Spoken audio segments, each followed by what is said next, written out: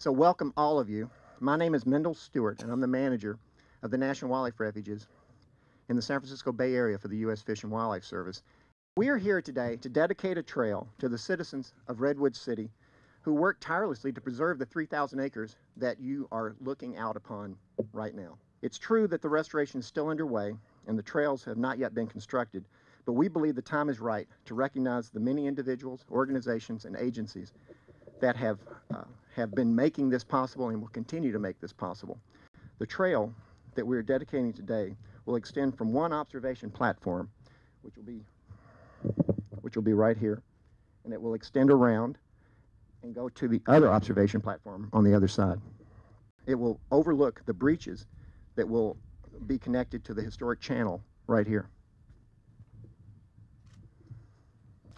So I'm very pleased to say that the conservation vision that so many people had for this area is coming to fruition. And what I've been speaking about is the future of Bair Island. But I'm really looking forward to hearing about the past and how we got here today.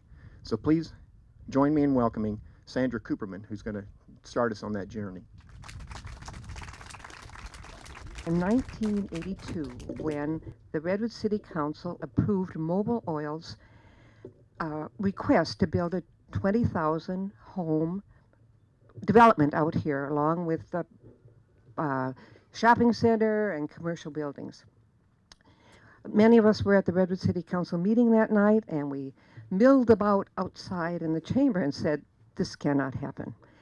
Ralph and Carolyn Nobles were there, and they said, we have a plan. Come to our house next week, and we'll figure out what we're going to do.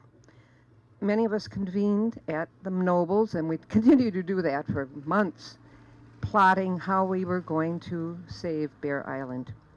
First of all, we decided that we had to get this on the ballot. It had to be a public vote. We had a lot of opposition. We were considered upstarts and outsiders and fuzzy tree huggers and all that kind of stuff. The day of the election, we lost, but by a very slim margin. We knew that we had to have a recount. Carolyn and June Thompson went up to Tower Road and counted the ballots again, and we prevailed by 42 votes. I really believe in power to the people. Thank you.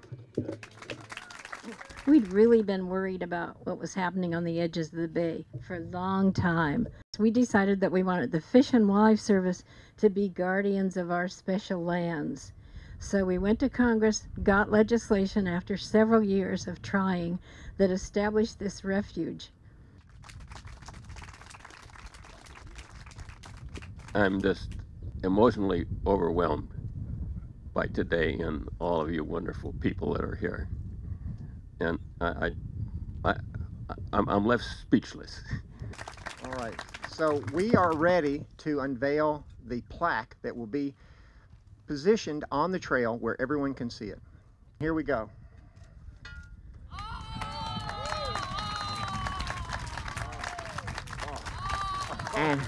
And it says, dedicated to Carolyn and Ralph Nobles and the Friends of Redwood City, with deep gratitude for igniting the spark that saved these baylands for future generations. So, any last words, Ralph? Carry on. Carry on. All right, well, thank you all for being here very much. It's a wonderful event. Thank you. It was a wetland. It had birds in it and wildlife, and we just couldn't imagine seeing high rises. And so we decided to fight it. And we did. And we won. The bay cannot be replaced. If you fill it in, you don't get it back. And it matters for ecological health and for mental health. Who wants to see houses, houses, houses? Not everybody has to live here just because they want to. Wetlands are important for human beings. They're important for flood control, for clean water, and this huge area given back to nature is a gift that we are giving to the generations that will follow us. After all, San Francisco Bay is the jewel. It's the reason this area is dynamic, and people from all over the world think of Bay Area as the best place in the world. It's because of San Francisco Bay. It moderates our climate and makes this a good place to live.